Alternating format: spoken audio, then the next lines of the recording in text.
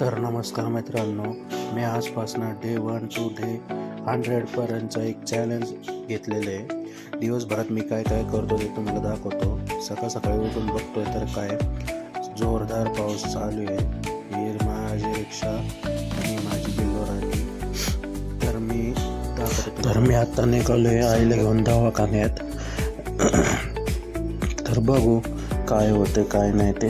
आता चालू आहे हडपसरला दवाखान्यामध्ये. तर चला. तर आत्ता ट्रॅफिकमधनं कसं बसं मी बेकराईला पोहोचलेलो. त्यात पण भरपूर खड्डे वगैरे इथे झाले. इथं पलीकडच्या साईडला JCB कोकलेन उतरवणं चालू आहे. सॉरी. तर आता पोहोचणं हडपसरला. आता गोंधळनगरपाशी पोहोचलेलो आहे. तरी पाऊस आहे आपलं भरपूर चालू आहे. जोरात पडला ना ते कसं जरा बरं तरी वाटतं. आपलं नुसतं जीव गेलं आणि पाऊस पडतोय. तर इथं आईला सोडून थांबलोय.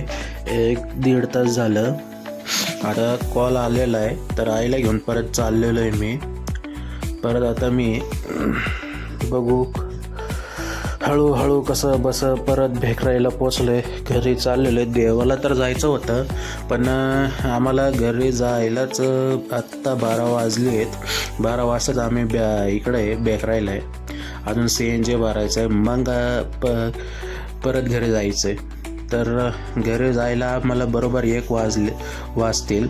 तुम्ही इथलं काम बघू शकता कसं जोरदार असं प्रकारे चालू आहे. हळूहळू गाड्या पुढं सरकत चालल्या तर हळूहळू पुढं चाललेलो आहे. आता मी CNG पंपावर पोचन 10 मिनटात. CNG पंपावर पोचून पण इकडं तीच गत आहे. भरपूर अशा गाड्या लागलेल्या आहेत. तर आता CNG भरून घरी आलेलो आहे मी. मला आता कंटाळा आलेला आहे तर मी श्रीपादला गाडी चालवायची. त्याला बोललो चालव, तो कधी चालवत नाही गाडी म्हणून. आता मारुतीच्या मंदिरात पोचलेलो आहे. मारुतीचं दर्शन घेऊन शनिदेवाचं दर्शन घेऊन आता आम्ही स्वामींच्या मंदिरात जाणार आहे. तर आम्ही स्वामींच्या मंदिरात आलेलो आहे. इथं भाऊ आणि श्रीपाद स्वामींचे दर्शन करतायत.